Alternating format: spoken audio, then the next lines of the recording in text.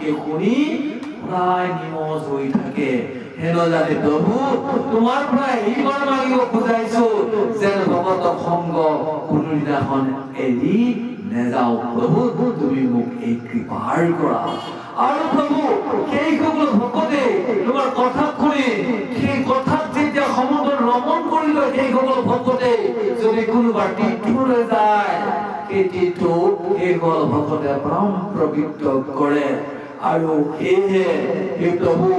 আমাৰো আজি দশপ্ৰচেষ্টসকলে কৈ আছে আমাৰো আজি এই দশা আমাৰ সংসাৰৰ ভয়ে চাৰিওফালে আমাক অপমান কৰি আছে প্ৰভু যে তোমাৰ পৰা আহিবৰ বিচাৰিছো যে তোমাৰ ভক্তক আমি সদায় লগ পাওঁ প্ৰভু তুমি আমাক এই কৃপা কৰা বুলি আজি দশপ্ৰচেষ্টসকলে সেই সংঘ চক্ৰ গদা পদম সাৰংগ ধনু অস্ত্ৰভূজা নাৰায়ণক এনেদৰে স্তুতি কৰি আছিল বুলি মৈত্ৰী মুনি বিদুৰক কৈ আছে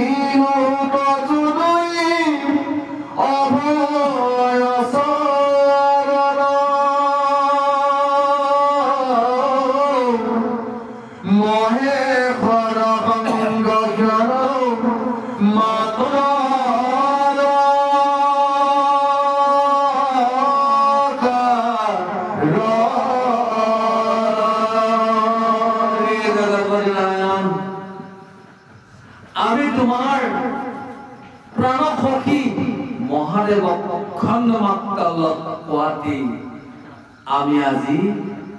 তোমাক ভক্তি কৰা আমি যোগ্য হৈ গলো বাহ হ্যাঁ কৈছে মহাদেৱৰ পৰম ভক্ত সঁচাকৈ মহাদেৱ পৰম ভক্ত ভগৱন্ত লগ পোৱাত বেছি দেৰি নেলাগে কিন্তু মহাদেৱ ভক্ত আছে আকৌ সেই মতেহে মহাদেৱ ভক্ত ভগৱন্তক দৰ্শন পায়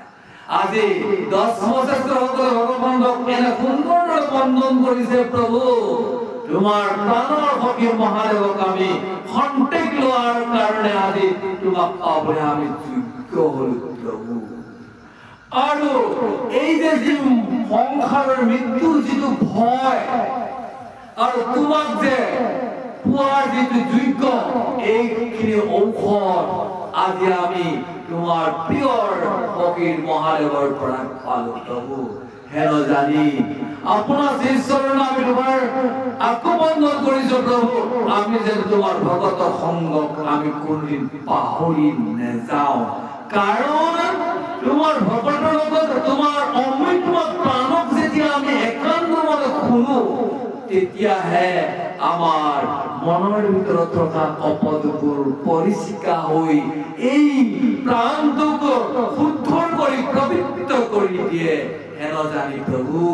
সেই মহাদেৱৰ সংগ সন্তেক মাত্ৰ পোৱাৰ কাৰণে আজি আমাৰ তোমাৰ সেই দুখনি ৰঙা চৰণ দেখিবলৈ আমি সৌভাগ্য হলো প্ৰভু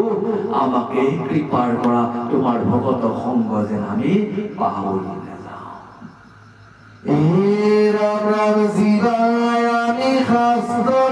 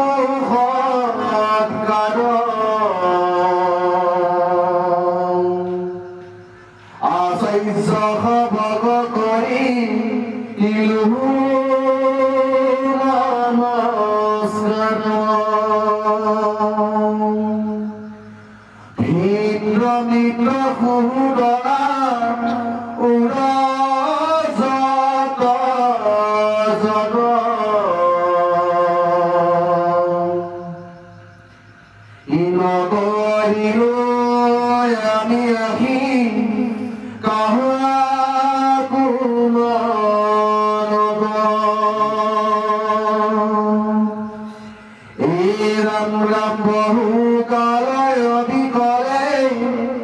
কৰিলু বদ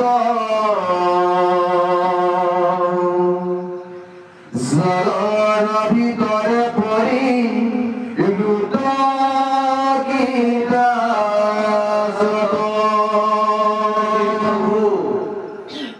আমি যিমান শাস্ত্ৰ আছিল সমস্ত শাস্ত্ৰবিলাক ভালদৰে পঢ়া শুনা কৰি আমি আমাৰ গুৰুক সদায় শাস্ত্ৰৰ মৰ্মৰ দ্বাৰাই শুশ্ৰূষা কৰিলোঁ। তাৰ কথোপকথন আছে জগতৰ নাৰায়ণৰ লগত 10 প্ৰশস্ত এইখিনি কথোপকথন আৰু কৈছে সেই শাস্ত্ৰৰ মৰ্মেৰে যিমানবোৰ ব্ৰাহ্মণ পণ্ডিত লোক আছিল আৰু যিবোৰ আচাৰ্য আছিল আমি প্ৰভু সেই সকলোক আমি নীতি নিয়মৰ মতে সেইসকল সদায় নমন বন্দন কৰি শাস্ত্ৰৰ মৰ্মে আমাৰ আজি ৰাজ্যত থকা যিবোৰ ভাই হওক দাদা হওক বন্ধু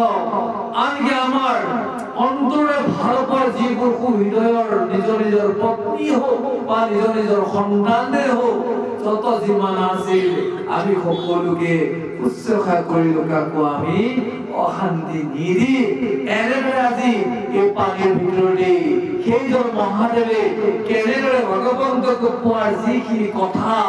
কৈছিলে সেই উত্তৰকে প্ৰভু পানীৰ মাজতে পৰি আমি বহুত দিন ব্ৰত লৈ তোমাক সদায় বন্দন কৰি আছো। আনুনানা কৰ্ম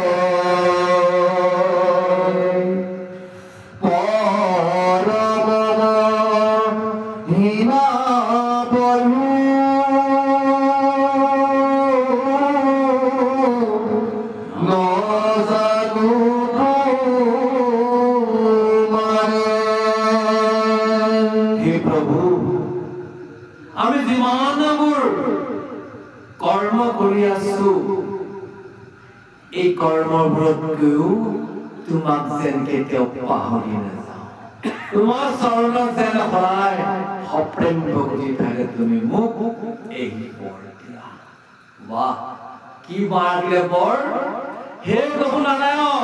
তোমাৰ চৰণ আমি এটাহে বৰ মাগিব কৰি চাইছো মোৰ যত যিমান কৰ্ম যিমান মোৰ হৈ থাকক যেনেদৰে থাকক তোমাক যেন মই কোনোদিন পাহৰি নেযাওঁ তুমি মোৰ হয় মই তোমাৰ প্ৰভু আৰু তোমাৰ চৰণত যেন মই সদায় প্ৰেম ভক্তি কৰিব পাওঁ তুমি মোক এই পৰ দিয়া নহব আৰু ক'লে কি কাৰণ তোমাৰ যে যিটো মহিমা হে প্ৰভু তোমাৰ মহিমাটো ব্ৰহ্মায়ো নেজানে মহাদেৱেও নেজানে আনকি 33 কোটি দেৱতায়ো নেজানে তোমাৰ মহিমা কিমান অপাৰ তথাপি সেই ব্ৰহ্মা সেই মহাদেৱেও সেই দেৱতাসকলে নিজৰ নিজৰ মন অনুসৰি তোমাক যেনেদৰে আজি পাবৰ কাৰণে স্তুতি কৰে অৰ্থাৎ প্ৰাৰ্থনা কৰে আমি তোমাৰ চৰণত প্ৰভু নিজৰ মতি মনে যেনেদৰে অন্তৰৰ কথা মনটো অন্তৰত তোমাক পাবলৈ যেনেদৰে ইচ্ছা কৰিছে সেই ইচ্ছাই তোমাৰ চৰণত তোমাৰ মহিমাটো নেজানো কিন্তু তোমাৰ ওচৰতে এই বৰ মাগিছো প্ৰভু কোনোদিনাখন আমাৰ মনৰ পৰা যেন তোমাক পাহৰি নেযাওঁ তুমি মোৰ হয় মই তোমাৰ মোৰ প্ৰভু তোমাৰ ওচৰত যেন প্ৰেম ভক্তি দিয়ে তুমি এই কৃপাৰ কৰা আকৌ আমিও যদি এইখিনিতে ভগৱানৰ চৰণত একেদৰে আমি যদি ভাবি থাকো নম নম বন্ধু কৃষ্ণ কৃপা হিন্দু ত্ৰজোপায়ে পখিলো গুণময় ভক্তিশয় সপ্ততন কুমাৰ এই মানে কৰো